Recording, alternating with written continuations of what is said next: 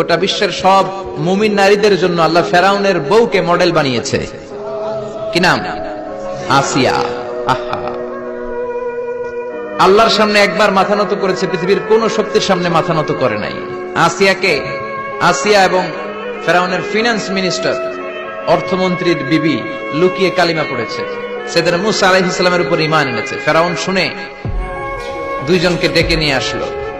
অর্থমন্ত্রীর বউয়ের সাথে দুধের বাচ্চা, বলল দুইজন নাকি ঈমান এনেছো লুকিয়ে লুকিয়ে, এক আল্লাহরে ছাড়ো, আমি ফেরাউনরে সেজদা দাও।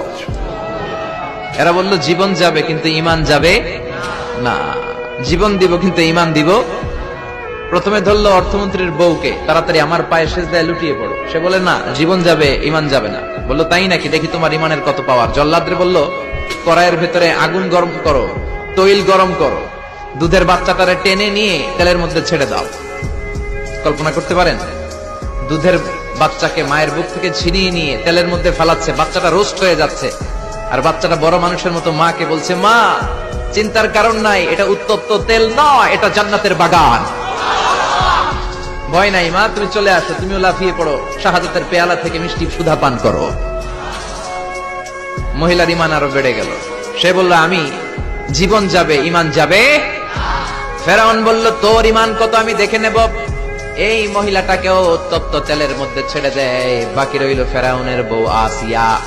আসিয়ারে ফেরাউন বলল, আসিয়া এক আল্লাহর ইবাদত ছাড়ো, আমারে সেজদা দাও। আসিয়ারও এক কথা, জীবন দিব ঈমান দিব।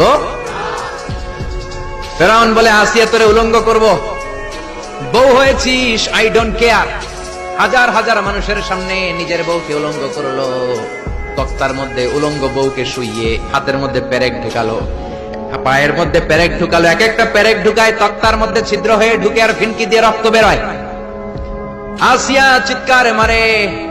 ফেরাউন বলে তাড়াতাড়ি আসিয়ারে তেলের মধ্যে ফেল।